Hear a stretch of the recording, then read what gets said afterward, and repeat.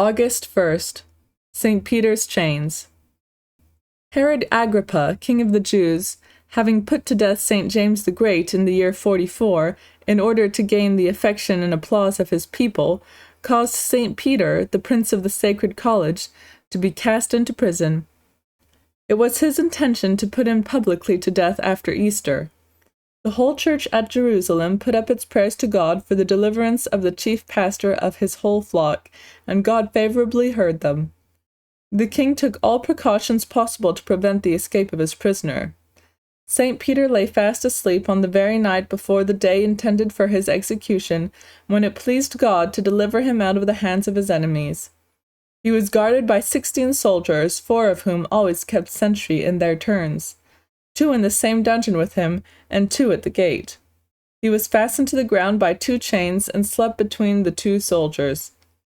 In the middle of the night, a bright light shone in the prison, and an angel appeared near him, and striking him on the side, awakened him out of his sleep, and bade him instantly arise, gird his coat about him, put on his sandals and his cloak, and follow him. The apostle did so, for the chains had dropped off from his hands. Following his guide, he passed after him through the first and second wards or watches, and through the iron gate which led into the city, which opened to them of its own accord.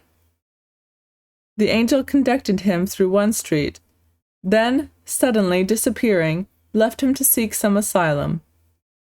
The apostle went directly to the house of Mary, the mother of John, surnamed Mark, where several disciples were met together, and were sending up their prayers to heaven for his deliverance. As he stood without, a young woman, knowing Peter's voice, ran in and informed the company that he was at the door.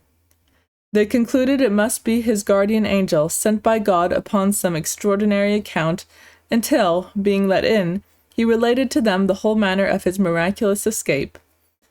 And having enjoined them to give notice thereof to St. James and the rest of the brethren, he withdrew to a place of more retirement and security, carrying wherever he went the heavenly blessing and life. Reflection. This miracle affords a confirmation of the divine promise. If 2 of you shall consent upon earth concerning anything whatsoever they shall ask, it shall be done to them by my Father who is in heaven.